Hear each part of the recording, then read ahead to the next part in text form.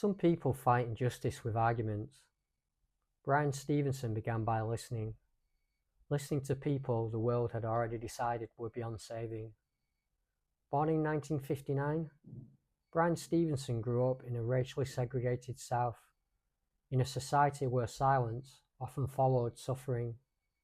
He studied law not to win debates, but to stand beside those who had no voice left. People on death row, people wrongly convicted, people society had stopped seeing as human.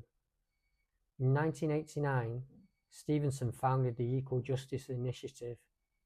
Its mission was simple and deeply uncomfortable: provide legal representation to those condemned by poverty, prejudice, and error, not because they were perfect, but because they were human.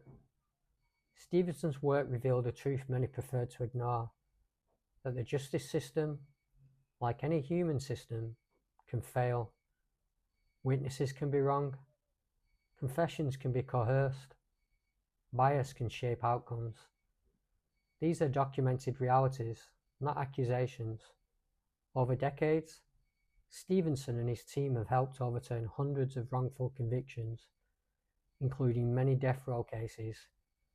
Each case carries a cost: years lost, families fractured, lives held in suspension.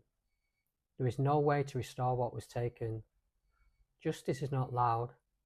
Sometimes it begins with someone willing to stay. What defines Stevenson's work is not triumph, but proximity. He sits with people in their final hours. He listens to stories no one else wants to hear.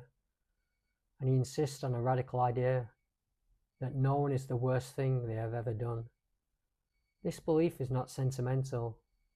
It is tested daily by suffering, anger, and grief. Stevenson has never claimed that law alone can heal trauma or undo injustice. He speaks openly about complexity, about pain, about limits, but he also speaks about hope, not as optimism, but as responsibility.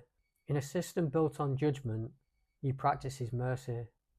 In a culture drawn to punishment, he chooses presence. That choice carries weight, because standing beside the condemned means being changed by what you hear. Bryan Stevenson did not set out to become a symbol. He chose to become a witness to suffering, to failure, to the fragile dignity that remains even when everything else is stripped away.